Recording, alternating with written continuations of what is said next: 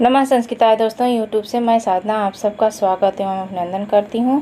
कैसे हैं दोस्तों आप लोग? आशा करती हूँ कि स्वस्थ व्यस्त मस्त होंगे, अपना और अपना परिवार के ख्याल रख रहे होंगे, अपनी पढ़ाई जारी रखे होंगे दोस्तों।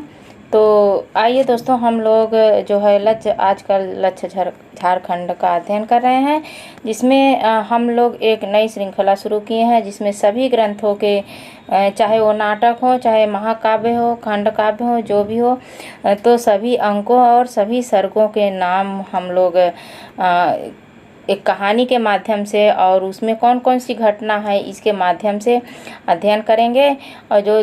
और छोटे छोटे वीडियो में इसका हम लोग अध्ययन करेंगे और एनालिसिस करेंगे और देखेंगे कि कौन से अंक में कौन सी घटना घटी है। तो पिछले के वीडियो में हम लोगों ने उत्तररामचरितम और जो है अभिज्ञान शाकुंतलम नाटक का अध्ययन किया है, उसके अंकों का नाम का अध्ययन किया है। तो आज हम लोग मृच्छकटिकम जो नाटक है उसका अध्ययन करेंगे, उसके अंकों का, उसके अंकों में किस अंक में कौन सी घटना घटी है और हम इसे किस तरह से याद कर सकते हैं, इन सब का हम लोग अध्ययन करेंगे। तो बिना देरी किए हुए दोस्तों, आइए हम लोग अपने पाठ की शुरुआत करते हैं।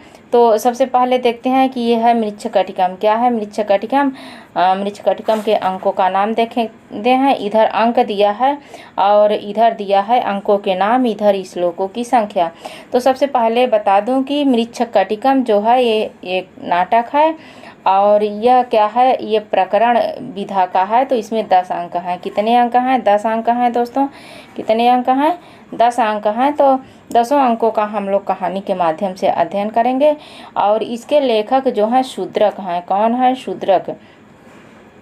ये शूद्रक लेखक हैं इसके। किसके?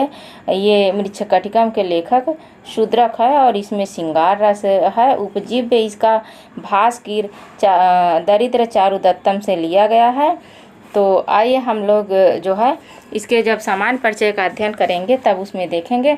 अभी हम लोग जो है क्या करते हैं कि इसके अंकों का नाम देखते हैं। तो सबसे पहले हम लोग देखेंगे कि मृच्छकटिकम के प्रथम अंक का नाम है अलंकार न्यास। क्या नाम है? अलंकार न्यास। इसमें 58 श्लोक है। प्रथम अंक में जो है अलंकार न्यास इसका नाम है और 58 श्लोक है। इसमें अलंकार न्यास कैसे पढ़ा है? तो अलंकार न्यास का जो अर्थ होता है वह होता है दोस्तों, अलंकार न्यास का जो अर्थ होता है, अलंकार न्यास का अर्थ होता है कि न्यास मतलब धरोहर होता है। क्या है? आभूषणों का धरोहर। आभूषणों का जो है धरोहर यानी किसी के घर में जो आभूषण रख दिया जाता है तो अलंकार न्यास। अलंकार का अर्थ हो जाएगा आभूषण, न्यास का अर्थ धरोहर। तो इसका अर्थ हो गया कि जो है आभूषण का धरोहर। तो प्रथम अंक में जैसे कि कहानी आप लोग पढ़े होंगे, सबको पता होगा। तो प्रथम अंक में क्या होता है कि चारुदत्त की दरिद्रता का मार्मिक चित्रण किया गया है और बिट और चेट सहित सकार के द्वारा बसंत सेना का पीछा किया जाता है। बसंत सेना एक गणिका होती है जिसे वैश्या कहते हैं। तो वैश्याएं और गणिकाएं वैसे भी अलंकारों से विभूषित होती हैं, उनके पास काफ़ी गहने वगैरह होते हैं। तो क्या कहते हैं कि जो कहीं जा रही होती है तो बिट और चेट सहित सकार के द्वारा बसंत सेना यानी बसंत सेना जो है वो अभी बताया आप लोगों को कि वो एक वैश्या है। तो क्या कहते हैं कि उसका पीछा करते हैं। उसके बाद अंधकार का लाभ उठाकर जो बसंत सेना होती है वो चारुदत्त के घर में छिप जाती है और अपने आभूषणों को उतारकर धरोहर के रूप में जो है चारुदत्त के घर में छोड़ देती है। चारुदत्त के घर में धरोहर के रूप में जो छोड़ देती है तो अलंकार यानी गहने और न्यास मतलब धरोहर। तो गहनों का जो धरोहर के रूप में प्रथम अंक में वर्णन किया गया, तो प्रथम अंक का नाम है अलंकार न्यास। इसमें 58 श्लोक हैं। और दूसरा अंक का नाम पड़ा है द्युतकर संवाहक। क्या है? द्वितीय अंक का नाम है द्युतकर संवाहक। द्युतकर संवाहक इसका नाम कैसे पड़ा है दोस्तों? तो द्युत का जो अर्थ होता है वह मतलब कि द्युत कोई भी किसी भी नशे में होना द्युत कहलाता है। तो द्वितीय अंक है कि द्वितीय कर संवाहक है। तो इसमें जो है 20 श्लोक हैं। क्या है? 20 श्लोक हैं। और इसमें जो घटना है वह है कि चारुदत्त के पूर्व सेवक संवाहक का द्युत में ऋणी हो जाता है। यानी द्युत का मतलब जुआ वगैरह खेलता है, शराब वगैरह पीता है, तो इन सब में क्या होता है, वह ऋणी हो जाता है, कर्जदार हो जाता है, मतलब बहुत जो है कर्ज में डूब जाता है, ऋणी हो जाता है। तो क्या करता है, बसंत सेना के पास आता है और बसंत सेना के द्वारा उसे ऋण मुक्त किया जाता है। किसको? जो संवाहक होता है। तो संवाहक को वो क्या होता है, पूर्व सेवक होता है। किसका? चारुदत्त का। चारुदत्त जो इसका नायक है, इस मृच्छकटिकम का नायक कौन है? चारुदत्त है। नायक है कौन? चारुदत्त। तो चारुदत्त का जो सेवक होता है वो उसका नाम होता है संवाहक। संवाहक उसका नाम होता है। तो क्या कहता है, बहुत जुआ खेलता है, बहुत नशे में रहता है, तो ऋणी हो जाता है। तो वह सोचता है कि चारुदत्त का बसंत सेना से मित्रता हुई है, बहुत जान पहचान है।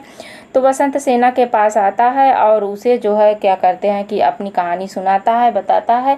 तो बसंत सेना के द्वारा उसे ऋण मुक्त कर दिया जाता है। यानी बसंत सेना के पास पैसे गहने जो होते हैं उसे दे के ऋण मुक्त कर देती है।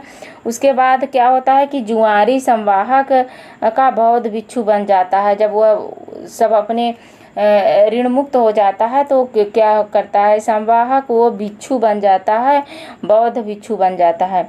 उसके बाद उसमें जो घटना घटती है कि बसंत सेना के मत हाथी का संवाहक पर आक्रमण होता है। जो बसंत सेना का हाथी जो होता है, मत हाथी होता है, यानी हाथी भी वो पागल हाथी का उस संवाहक पर आक्रमण होता है। उसके बाद सेवक द्वारा संवाहक की रक्षा की जाती है तथा पुरस्कार के रूप में चारुदत्त की बहुमूल्य चादर उसे दी जाती है। जो चारुदत्त होता है वह बसंत सेना का जो वो होता है सेवक होता है, वो हाथी से उसके सेवक को बचाता है। तो उसे जो है अपनी चादर, बहुत बहुमूल्य होती है, उसे अपनी चादर पुरस्कार के रूप में दे देता है। और इसमें 20 अंक हैं, 20 श्लोक हैं। उसके बाद आता है तृतीय अंक। तृतीय अंक का नाम है संधि विच्छेद। तो संधि विच्छेद का अर्थ क्या होता है? संधि का अर्थ होता है तोड़ना या छेद करना। तो और इसमें 30 श्लोक हैं। क्या है? इस अंक में 30 श्लोक हैं। तृतीय अंक का नाम संधि विच्छेद है। तो इसमें कौन सी मृच्छकटिकम की कौन सी घटना घटती है?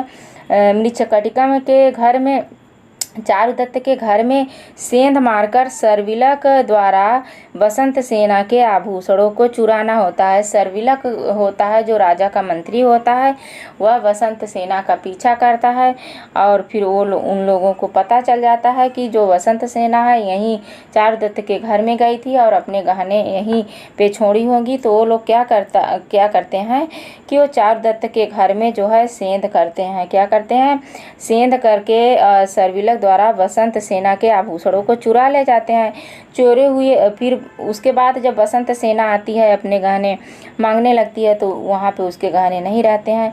चोरे हुए आभूषणों के रूप में चारुदत्त की पत्नी जो दूता होती है, चारुदत्त नायक होता है, तो चारुदत्त की जो पत्नी दूता होती है, धूता क्या करती है, चारुदत्त की पत्नी धूता जो होती है वो क्या करती है कि जो है अपने बहुमूल्य रत्नमाला उसे दे देती है, रत्नमाला दे देती है।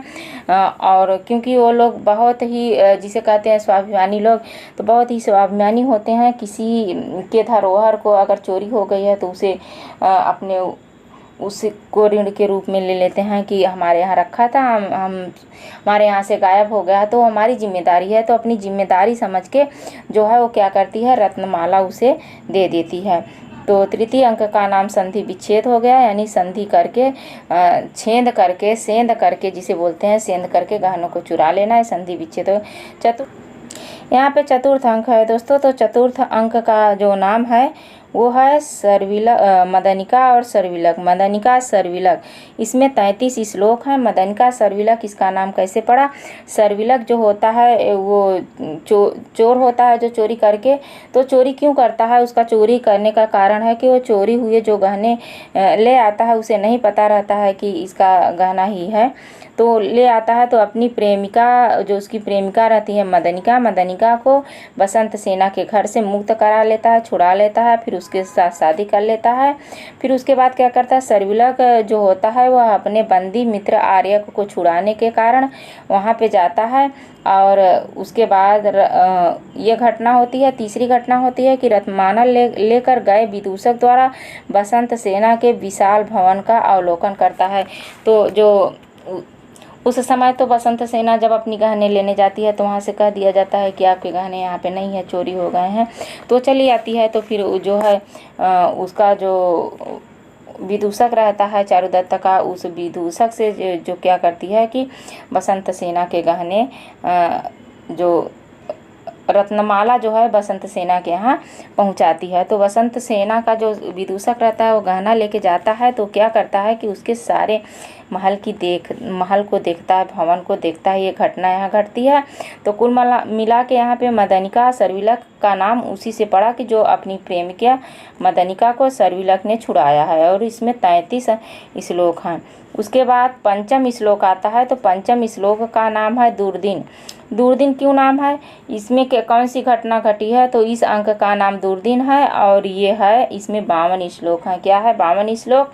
और इसमें कौन सी घटना घटी है इसे देखते हैं। बसंत सेना का चारुदत्त के घर में रात बिताना। जो बसंत सेना होती है वो चारुदत्त के घर में रात बिताती है। तो उसे अनेक प्रकार की जो दूरदिन घटनाएं उठती हैं, दूरदिन बात, अनेकों प्रकार की बात लोग करते हैं। और वर्षा काल का भव्य वर्णन होता है। वो वर्षा काल में ही जाती है, अंधेरे में चोर उसके पीछा कर लेते हैं तो वहाँ पे चली जाती है। तो उस घटना को जो है, जब वहाँ रात बिताती है किसके यहाँ, जो है चारुदत्त के यहाँ, तो उसी घटना को लोग जो है गलत स्वभाव से, गलत निगाहों से देखते हैं। तो उसी का नाम क्या है, दूरदिन। इसमें जो है 52 श्लोक हैं। कितने, 52 श्लोक हैं। षष्ठ अंक आता है। उसके बाद षष्ठ अंक में जो है प्रवहरण विपर्यन। प्रवहरण विपर्यन क्यों इसका नाम पड़ा, और इसमें जो है 27 श्लोक हैं। कितने, 27 श्लोक हैं। इसका नाम प्रवहरण विपर्यन क्यों पड़ा है, तो आइए इसको देखते हैं। इसमें कौन सी घटना घटी है जिससे कि इसका नाम प्रवहरण विपर्यन पड़ा। चारुदत्त के पुत्र रोहसेन। चारुदत्त का एक पुत्र होता है जिसका नाम रोहसेन होता है।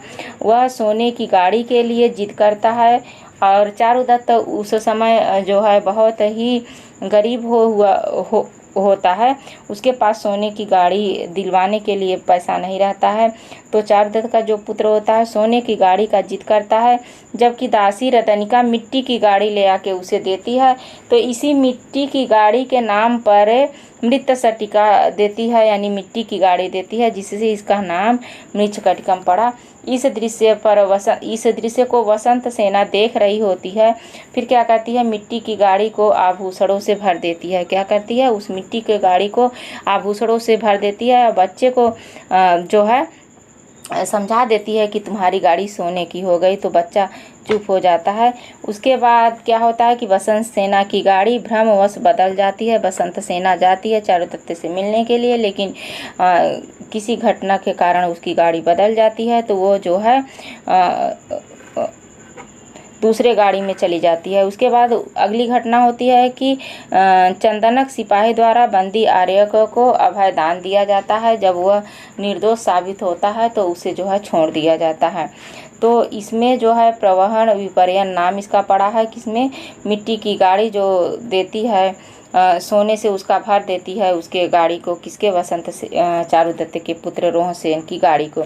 उसके बाद यहाँ पे सप्तम अंक का नाम है आर्यक अपहरण। क्या है, आर्यक अपहरण इसका नाम है। तो आर्यक अपहरण संधि होके बन गया है, आर्यक अपहरण है। इसमें सबसे कम संख्या है 9। इसमें श्लोकों की संख्या है 9। और आर्यक अपहरण में कौन सी घटना हुई है इसे देखते हैं। इसमें होता है कि आर्यक चारुदत्त के पास पुष्पक रंडक उद्यान में जाना और चारुदत्त द्वारा आर्यक के बंधन को कटवाना होता है। जो आर्यक जो होता है वो चारुदत्त के पास जाता है। कहाँ, पुष्पक अरण्यक में, यानी पुष्पक वन में, पुष्पक उद्यान में जाता है और चारुदत्त के द्वारा चारुदत्त जो होता है आर्यक के बंधन को काटता है, क्योंकि उसे मार करके वो बसंत सेना को उठा ले जाता है जो धूत मंत्री रहता है। तो इसका हो गया आर्यक अपहरण, यानी आर्यक का अपहरण हो जाता है और उसे वहाँ बेहोश कर दिया जाता है, बंधक बना लिया जाता है। चारुदत्त जाता है, उसके बंधन को काट देता है, मुक्त कर देता है। तो आर्यक अपहरण है, उसे अपहरण होने के कारण इसमें 9 जो है इसका नाम आर्यक अपहरण पड़ा और इसमें 9 श्लोक हैं। अष्टम श्लोक का नाम है कि बसंत सेना मोटन। बसंत सेना मोटन इसका नाम क्यों पड़ा, और इसमें 47 श्लोक हैं। क्या है, 47 श्लोक हैं। तो इसमें कौन सी घटना घटती है, इसमें घटना घटती है कि पुष्पक रंडक उद्यान में जो क्या होता है कि पुष्पक रंडक उद्यान में सकार द्वारा बसंत सेना का गला घोटा जाता है। मोटन का अर्थ ही घोटन होता है। क्या, मोटन का जो अर्थ होता है घोटन, घोटन होता है। क्या, घोटन होता है। बसंत सेना का गला घोटा जाता है, इसलिए इस अंक का नाम, अष्टम अंक का नाम क्या पड़ा, बसंत सेना मोटन। तो बसंत सेना का गला घोटा जाता है। बसंत सेना को मृत समझकर जो सकार होता है वह सकार उससे प्यार करता रहता है। तो वो सोचता है कि बसंत सेना मेरी हो नहीं पाएगी, बसंत सेना को मार देंगे तो सारा झूठा आरोप जो है उसके चारुदत्त पर लगा देंगे, चारुदत्त मारा जाएगा, उसे फांसी दे दिया जाएगा, तो अंत में फिर हम इसे अपना लेंगे।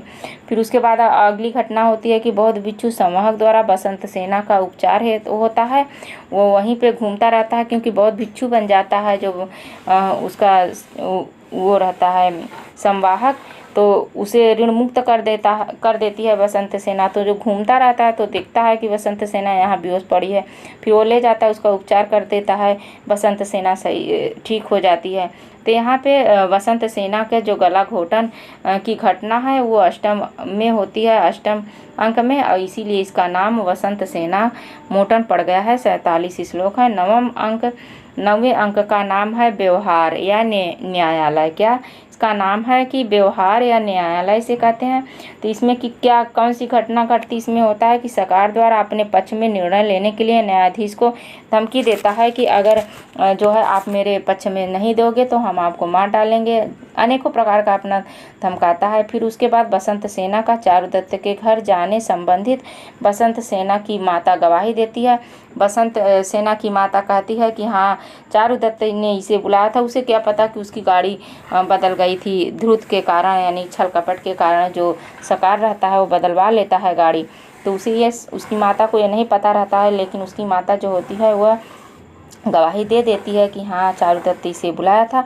उसके बाद बसंत सेना का आभूषण विदूषक के पास से मिलता है और वह चारुदत्त को फांसी की सज़ा सुनाता है। क्या कहते हैं, चारुदत्त को फांसी की सज़ा सुना देता है।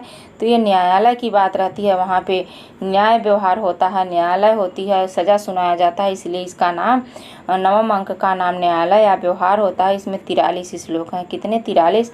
उसके बाद हमारा अंतिम अंक आता है 10वां अंक, जिसका नाम है कि संहार या उपसंहार। संहार या उपसंहार, इसमें कौन सी घटना घटती है, तो इसमें होता है कि पालक को मारकर आर्यक का राजा जो बनना होता है, जो राजा बना रहता है आर्यक को, पालक राजा को मारकर आर्यक जो राजा बन जाता है। चारुदत्त को फांसी से मुक्ति मिल जाती है। फिर जो वही बसंत सेना वहाँ पे पहुँच जाती है तो उसे फांसी की मुक्ति मिल जाती है और बसंत सेना को वधु पद प्राप्त होता है। और इसी के साथ जो है यहाँ समाप्त हो जाता है अंक। तो संहार या उपसंहार इसका नाम है 10वें अंक का, और इसमें जो है 61 श्लोक हैं। कितने, 61 श्लोक हैं। मृच्छकटिकम में कुल श्लोकों की संख्या अगर पूछता है तो कुल 380 श्लोक हैं। और सबसे बड़ा जो हमारा अंक है, तो सबसे बड़ा हमारे ख्याल से इसमें अंक है यही 10वां अंक है। अंतिम अंक 10वां अंक जो अंतिम अंक है यही सबसे बड़ा अंक है, क्योंकि इसमें 61 श्लोक हैं। और सबसे छोटा अंक अगर पूछता है तो सबसे छोटा अंक हमारा 7वां अंक होगा, जो आर्य का अपहरण होता है। इसमें 9 श्लोक हैं। तो ये था मृच्छकटिकम के जो है अंकों की संख्या दोस्तों, अंकों का नाम। उसके बाद रत्नावली क्या है, रत्नावली के अंकों का नाम हम लोग देख लेते हैं। प्रथम अंक का नाम है कि जो है मदन महोत्सव, यानी महोत्सव मनाया जाते हैं, उत्सव मनाया जाता है, जिससे इसका नाम मदन महोत्सव पड़ा। और इस अंक में 26 श्लोक हैं। द्वितीय अंक का नाम है कदली गृहम। कदली का अर्थ होता है केला और गृहम का घर, तो यानी केले का घर। केले का घर का वर्णन इसमें किया गया है, जिसमें 21 श्लोक हैं। कितने? 21 श्लोक हैं दोस्तों। उसके बाद यहाँ पे अगला होता है, अगला अंक है कि संकेतक। क्या? संकेतक है। तृतीय अंक है संकेतक, और इसमें 19 श्लोक हैं। कितना? 19 श्लोक हैं। और उसके बाद चतुर्थ अंक है कि इंद्रजालिक। क्या है? इंद्रजालिक है, और इंद्रजालिक में 20 अंक हैं। तो ये 4 अंकों की रत्नावली नाटिका है। रत्नावली नाटिका में 4 अंक हैं। नाटिका में 4 अंक होते हैं, तो ये 4 अंक हैं जो रत्नावली के नाम से जानी जाती हैं। इसमें रत्नावली और उदयन की कथा का वर्णन किया गया है। तो मदन महोत्सव, कदली गृहम, संकेत, इंद्रजालम, 4 इसमें अंक ही हैं। इसे तो कहानी के माध्यम से बताने की ज़रूरत नहीं है, इसे तो हम लोग याद ही कर सकते हैं। 2 बार पढ़ेंगे। मदन महोत्सव, कदली गृहम, संकेतक, इंद्रजालिक। क्या? मदन महोत्सव, कदली गृहम, संकेतक, इंद्रजालक, मक सके। क्या? मक सके। मक से मक से ए से इंद्र हो जाएगा, स से संकेतक, क से कदली और म से मदन महोत्सव, कदली गृहम, संकेतक, इंद्रजाल। और इसमें श्लोकों की संख्या है कि 26, 21, 19 और 20। तो इसमें जो है सबसे बड़ा ये 26 प्रथम माना जाएगा, सबसे छोटा 19 माना जाएगा, तृतीय वाला जो छोटा है। तो ये था आज के ग्रंथों के जो अंकों का नाम। तो आज बस यहीं तक दोस्तों। वीडियो कैसे लगा आप लोगों को? अच्छा लगे तो लाइक शेयर कमेंट करें। जो हमारे नए साथी हों उन्हें चैनल को सब्सक्राइब ना किए हैं तो उनसे हमारा रिक्वेस्ट है कि चैनल को सब्सक्राइब करें और अपने जो है तैयारी को बरकरार रखें, मजबूत बनाएं, लक्ष्य को प्राप्त करें। इसी कामना के साथ दोस्तों, नमः संस्कृताय। धन्यवाद।